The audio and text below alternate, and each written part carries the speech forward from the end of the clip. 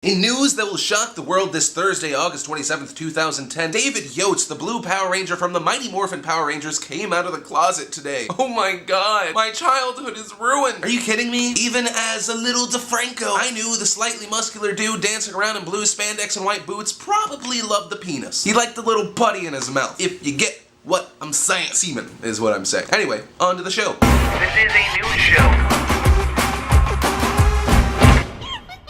Hey internet, in some life-changing news, even though scientists have not cured cancer and researchers haven't helped either, they have found out that the people that use Facebook the most are narcissists who have low self-esteem. Really? Really? So you're telling me that people that use Facebook have very, very low self-esteem and are so self-involved, their main idea is how can they make themselves not seem like a loser on the internet? Wow, I would have never guessed that, except for the fact that that's the main point of the internet other than pornography. I know that when a person pokes me on Facebook, they're not going, hey you, they're going, hey you, look at me. Remember me? You don't? Hey look, I'm gonna tag you in 18 pictures that we were in. No, I know you didn't even know you were in half these pictures, but I'm gonna tag you anyway. Are we friends? Are you a friend of mine? Would you consider me a person that matters to you in any shape, way, or form? I don't even matter. If I didn't have a YouTube or a Facebook, I wouldn't even exist. I'm done with Facebook. I'm gonna tweet about this now. So yeah, good job, researchers. Next up, a study to find why men like blowjobs. Oh wait, it turns out because it's awesome. Oh hey, it's Americans doing what Americans do best. That's right, boys and girls. It's time to sue somebody over something stupid. So a woman is suing McDonald's because a girl burnt herself when she spilled hot chocolate on her leg. No, this is not a repost from 1994 where that stupid old lady spilled coffee on herself and she was like, how is it hot? Why is my hot coffee hot? I'm old. I didn't know. But on the day of April 28th, 2009, a mother went through a drive-thru and bought a hot chocolate, not knowing it would not be sealed properly. She handed the hot chocolate to her daughter, a poor innocent girl whose only desire was chocolate and something hot. Oh, the joy of hot chocolate she held in her hands. But one McDonald's employee would not have that and left a part of the lid open. And when the little girl held it with her tiny hands, some of the hot chocolate spilled onto her leg, causing her skin to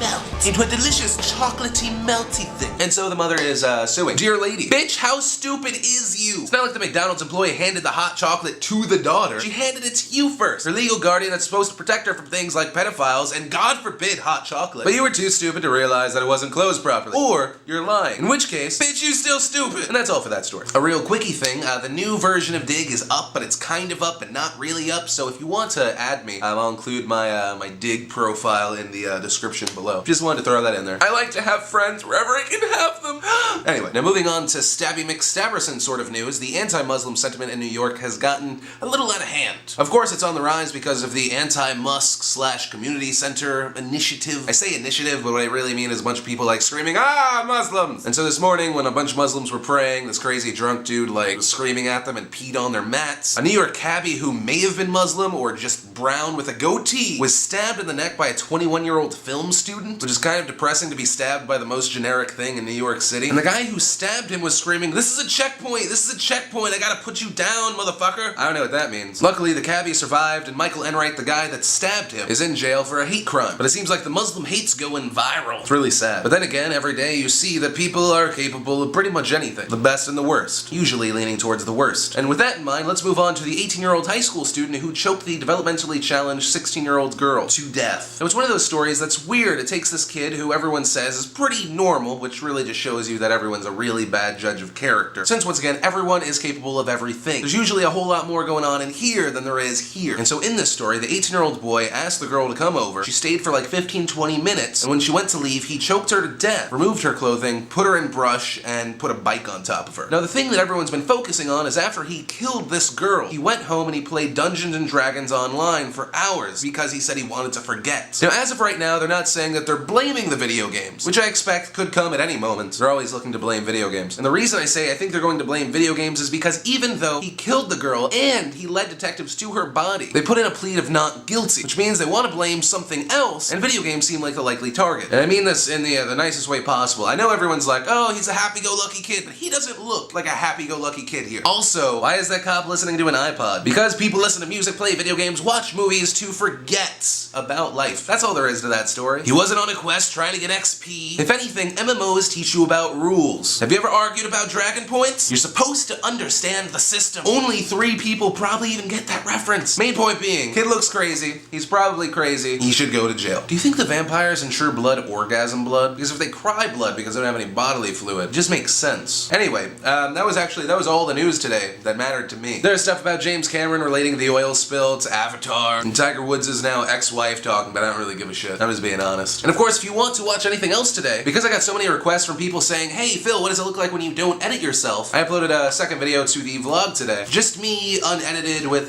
some background music to fill in the pauses. Also note, that's just my face when I'm thinking. I'm not sad. I've already gotten so many messages about that. And of course, I do want to leave you with a question today. Seriously, do you think that the vampires in True Blood, or vampires in general, orgasm blood? I think it would have to be, right? You would have to. I think so. Anyway, that is, of course, everything that mattered to me this Thursday. My name, of course, is Philip DeFranco, and you, well, you've been filled in, and I will see you this Saturday.